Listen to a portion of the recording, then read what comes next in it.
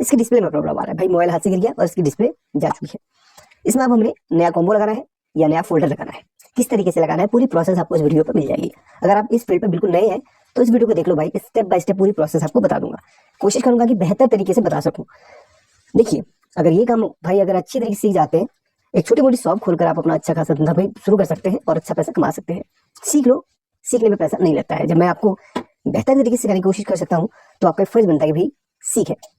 चलिए, सबसे पहले हम इसको निकालते हैं बाहर, सिम ट्रे को, सिम ट्रे कहते हैं ना चलिए, अब यहाँ पर इस तरीके से मेरा जो खोलने का तरीका है भाई, पहली बार अगर मोबाइल खुल रहा है तो थोड़ा सा टाइट हो सकता है बैक पैनल, तो मैं जो खोलने का तरीका है वो थोड़ा सा अलग है।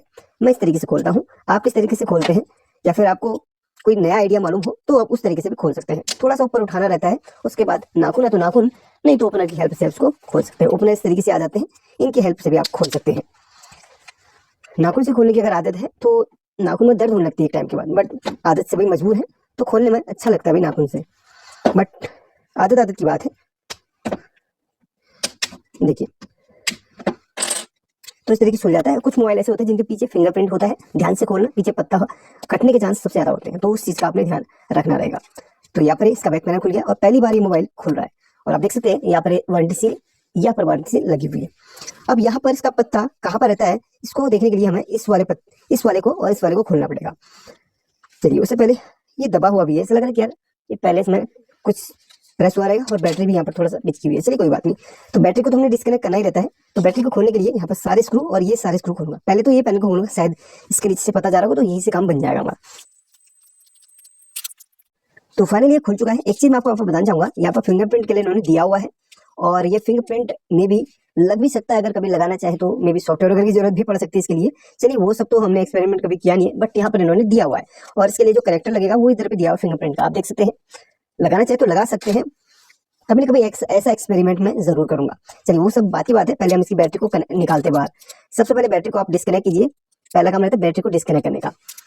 अगर मोबाइल यहीं से ऑफ हो जा रहा है तो वैसे तो डिस्प्ले टूट चुकी, कुछ दिख नहीं रहा, ये देखिए, तो बैटरी आसानी से इसकी खुल जाती है। बैटरी को हम रख लेंगे अलग पे और इसको इस तरीके से निकालते हैं। इसको भी सही सलामत हम रख लेते हैं, बाद में पैकिंग के काम आएगा।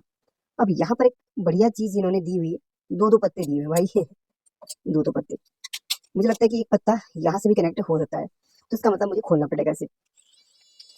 हर मोबाइल का अलग अलग सिस्टम होता है, तो पूरे सिस्टम को समझिए, उसके बाद खोलने की पूरी प्रोसेस स्टार्ट कीजिए, गलती कहीं पर भी मत कीजिए।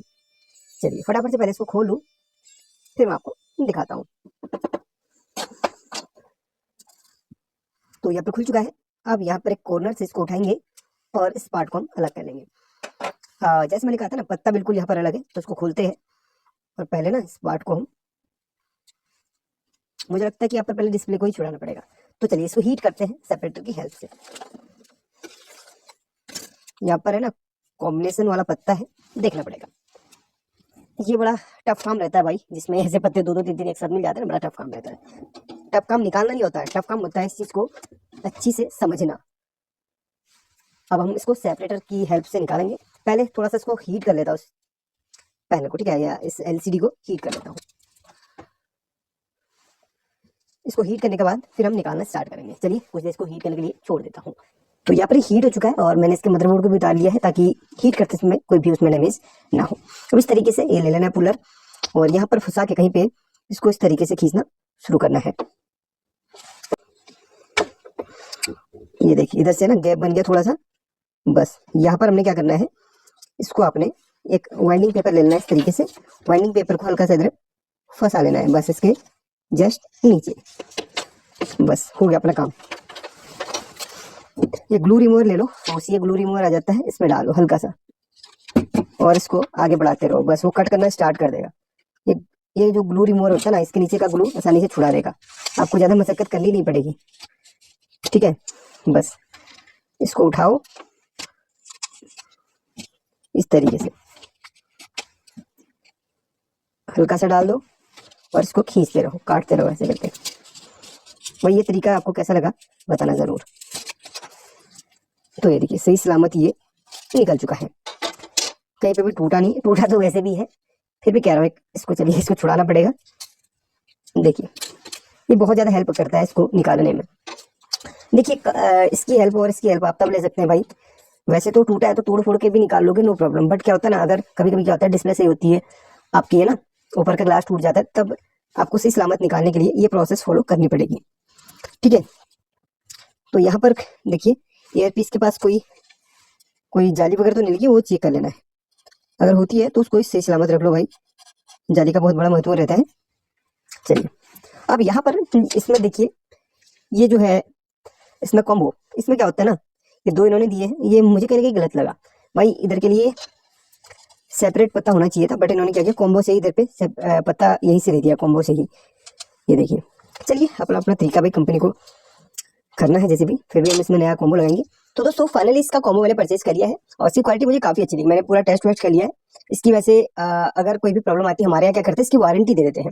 अगर यहाँ पर सील अगर टूट जाती है तो वारंटी नहीं होती, आप टेस्ट कीजिए, कोई भी प्रॉब्लम आती है टेस्ट वगैरह पे तो इसको हम हमारे यहाँ रिप्लेस कर लेते हैं। तो चलिए मुझे काफी अच्छी क्वालिटी लगी, तो अब मैं इसको फिट करता हूँ।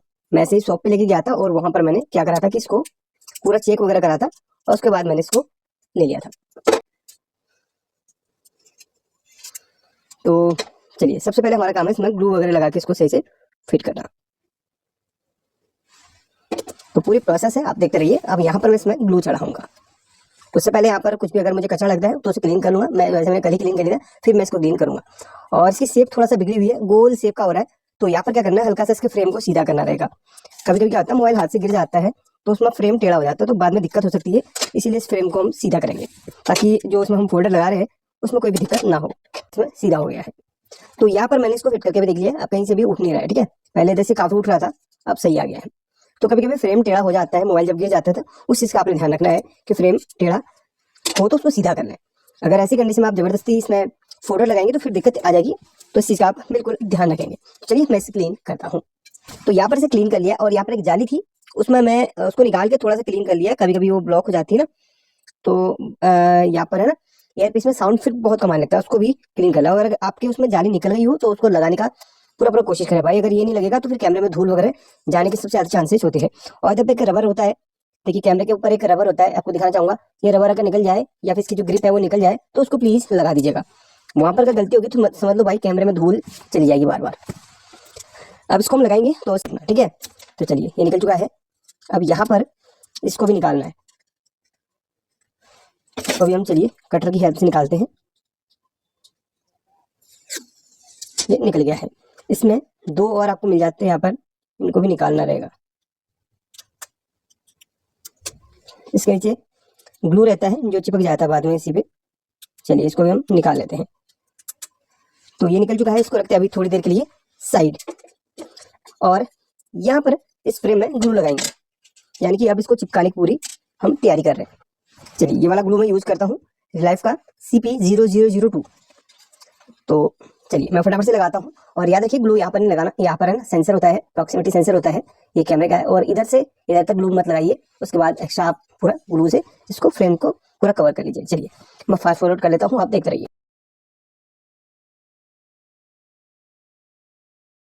तो यहाँ पर ग्लू लग चुका है।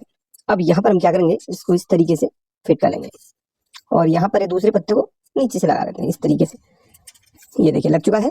अब ऊपर से हम फिट करना स्टार्ट करेंगे कॉर्नर से, और नीचे तक इसको फिट करते हुए इस तरीके से हम हल्का सा प्रेस कर लेंगे कॉर्नर पे। यहाँ पर ये पत्ता आ चुका है और यहाँ पर ये पत्ते फिट सही से हो चुके हैं। बस इतना हो गया, पूरी अच्छी तरीके से फिट हो चुका है।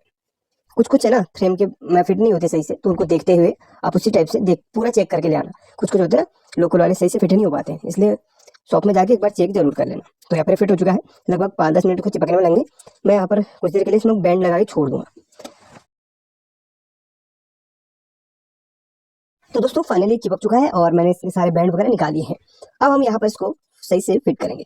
देखिए ये पता है कुछ इस तरीके, पहले इसको सही से रख लेता हूँ और कुछ इस तरीके से इसको हमने दबाना है और यहाँ पर इस जगह पे इसको ऐसे करके इसको फंसा लेना है। देखिए यहाँ से लेके यहाँ तक इसको थोड़ा सा इधर पे बैंड कर लेना है, ठीक है।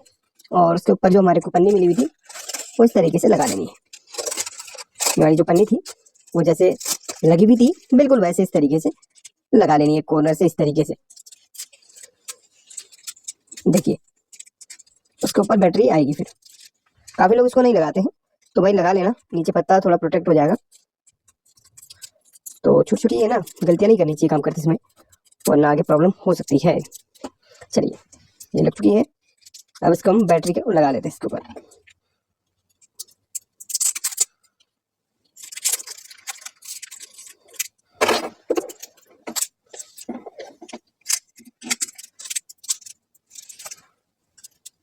चलिए बैटरी भी लग चुकी है और बिल्कुल सब कुछ यहाँ पर फिट हो चुका है। अब बारी हमारी, हाँ चलिए यहाँ पर इसको सही से देख लेते हैं। हाँ बिल्कुल फिट आ रहा है। अब बारी आ रही है इसमें कैमरे को फिट करने की। चलिए कैमरे को भी फिट कर लेते हैं।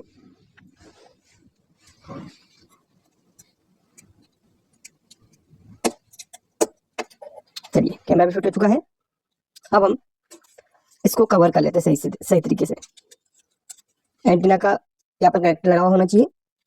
उसके बाद इसको हम कवर कर लेते हैं।